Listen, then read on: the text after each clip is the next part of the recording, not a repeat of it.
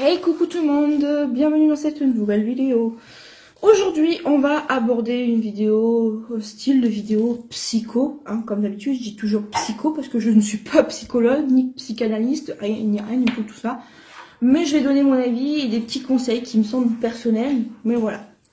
Donc, on m'a demandé de faire plus de vidéos de ce style, donc comme une bonne youtubeuse qui écoute ses abonnés, tout simplement. Je m'exécute. Et aujourd'hui, j'ai décidé donc de vous parler de la peur de parler en public. Parce qu'on aborde beaucoup l'amour, ce genre de choses, mais un peu moins les grands sujets, voilà. Et donc, je me suis dit que c'est quelque chose qui touche pas mal de personnes, en fait. La peur de parler en public, la peur de s'exposer en public également. Donc, je me suis dit ça pouvait être cool. Je suis chez ma sœur, petit rappel, d'où le décor qui est différent. Et si vous entendez pas mal de bruit, il y a les deux grands chiens que je suis en train de garder. Et là, on peut entendre Canaille qui boit. Voilà, donc je suis désolée si vous entendez des bruits de chiens, des chiens qui mangent, des chiens qui boivent, des chiens qui jouent, mais je peux pas les empêcher de vivre. Donc, pour commencer, il faut savoir que personnellement, c'est quelque chose qui m'a touchée pendant très longtemps. La peur de m'exposer en public, la peur du jugement de l'autre, la peur de m'exprimer en public, c'est-à-dire que moi, c'était un stade que à la caisse, je disais même pas bonjour, qu'à la caisse dans un magasin, c'est pas moi qui payais, qu'à la caisse, j'étais mal à l'aise, ou quand dans un rayon, il manque un article, ou que tu vas en renseignement, j'envoyais tout le temps quelqu'un le faire, je le fais de moins en moins, de plus en plus, je me force à communiquer avec les gens, tout ça, j'ai envie de dire merci YouTube, parce que même si ça reste du virtuel, ça m'a énormément aidé de ce côté-là. Voilà.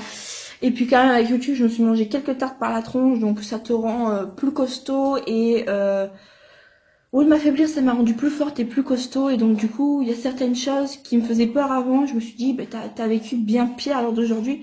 Donc vas-y, le gars il va pas te manger parce que tu lui demandes où est le rayon farine, vous voyez. Voilà. Donc je sais ce que c'est et je sais à quel point pour certains c'est la panique de sortir de leur cocon, parce que vraiment il y a des gens qui fonctionnent comme ça, ils ont leur petit cocon, donc c'est-à-dire qu'ils ont leur nid familial avec papa, maman, les amis les plus proches, la famille, leur maison, la maison familiale, et une fois qu'ils en sortent, mais le monde leur fait peur. Le monde leur fait peur et clairement je le comprends particulièrement avec le monde de dingue que nous avons aujourd'hui. Je suis une des personnes qui j'aime pas m'exposer dehors, j'aime pas traîner énormément dans la rue, j'aime pas. Voilà, je me méfie un petit peu de tout et tout le monde. Alors c'est mon côté un peu paranoïaque, hein. Mais voilà, je suis assez méfiante de tout et tout le monde et du coup je m'expose le moins que possible en extérieur. Bref. Et donc il y a des gens pour qui c'est une vraie épreuve chaque jour d'aller au lycée. Voilà. Malgré qu'il y a des gens qui arrivent à se faire leur propre cocon au lycée, donc avec leur...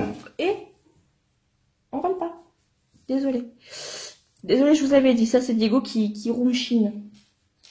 Donc voilà, qui ont une vraie peur, mais malgré ça, au lycée, ils arrivent à créer leur petit cocon avec 2-3 potes, des cours qu'ils aiment bien, un coin comme la bibliothèque, en général la bibliothèque, et pour la pause, le rendez-vous de tous les gens qui sont associables et qui ont peur de rentrer un peu en contact avec les autres. C'est une bulle, c'est calme, c'est posé, il n'y a pas de bruit, on peut se renfermer.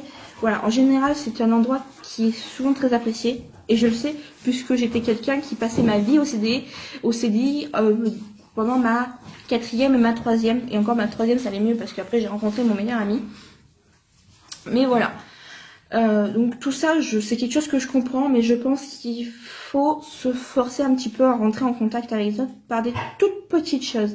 Donc par exemple, oser juste dire bonjour quand on rentre dans un magasin, oser payer à la caisse, des toutes petites choses. S'imposer par exemple le week-end à sortir 10 minutes dans son patelin. C'est-à-dire si tu habites tu sors de chez toi et puis dans ta rue tu te promets 5-10 minutes, un quart d'heure où tu fais le tour de ton pâté de maison. Vous voyez, s'imposer des petites étapes comme ça.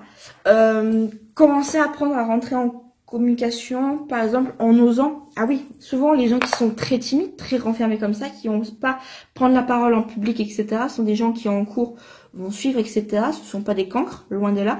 Mais par contre, ils vont avoir une question qui les turlupine, mais ils vont pas oser lever la main par avoir peur d'être jugés par les camarades autour.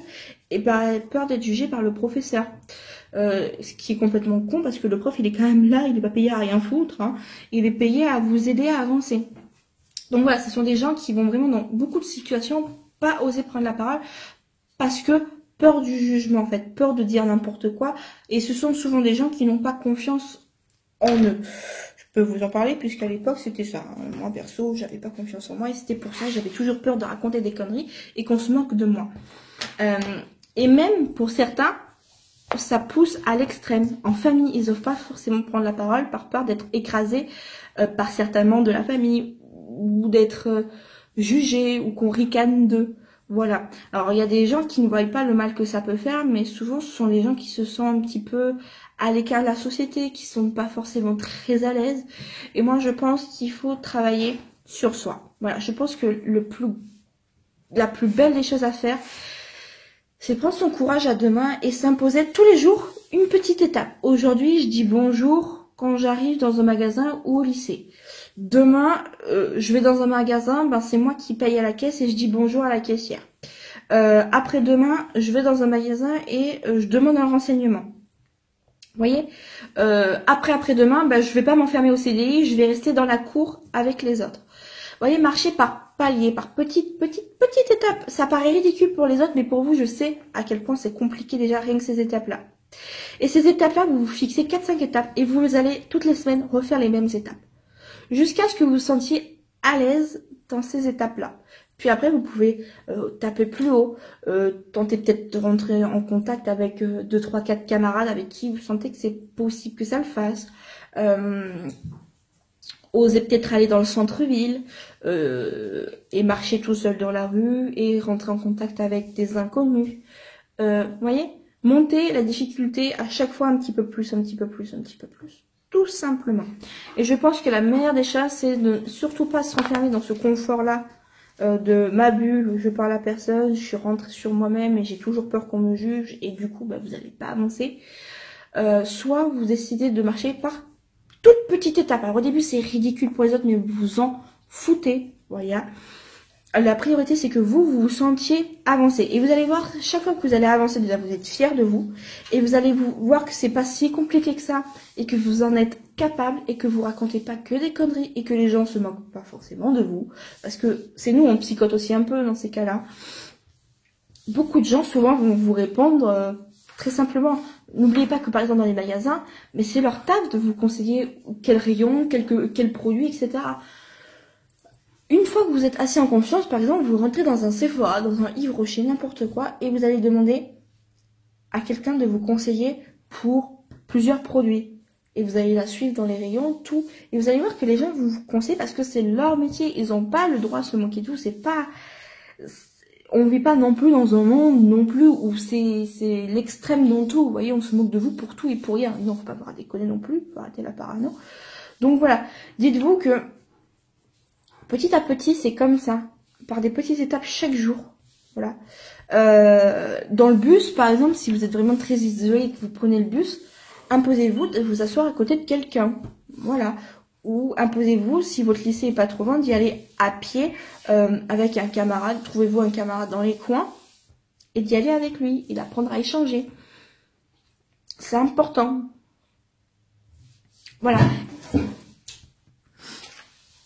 Donc voilà, je pense pas que je vais pouvoir m'étaler beaucoup plus, à part vous dire, la seule solution, c'est ça, c'est de se foutre un coup de pied au derche et d'avancer chaque jour, de faire une petite étape et que les étapes soient de plus en plus compliquées et de pas hésiter à les répéter pendant 1 mois, 2 mois, jusqu'à ce que vous vous sentiez à l'aise dans les premières étapes et puis après vous franchissez un cap de plus, 3-4 étapes et puis quand c'est fait, 3-4 étapes de plus jusqu'à arriver à avoir un comportement dit à peu près classique, à peu près normal et vous sentir à peu près à l'aise.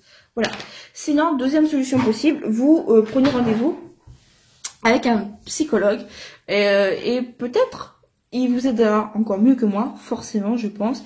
Et vous allez parler peut-être de blocage personnel, de votre passé ou de votre vie actuelle et du coup trouver une solution ensemble, beaucoup plus adaptée. Voilà, donc soit vraiment c'est la technique de je me force tous les jours, soit pour vous c'est vraiment insurmontable et dans ces cas-là, je vous invite une fois de plus de passer par un psychologue. Diego, chut.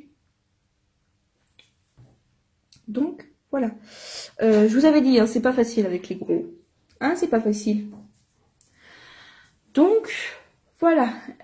Je pense que j'ai pas grand chose à dire sur ce sujet en plus. Si vous êtes dans ce cas-là, vous avez peur de prendre la parole en public ou de vous exposer en public, vous avez peur du jugement quotidiennement, n'hésitez pas à me contacter sur Instagram si vous avez besoin que je vous donne un petit coup de pouce, c'est avec grand plaisir, voilà.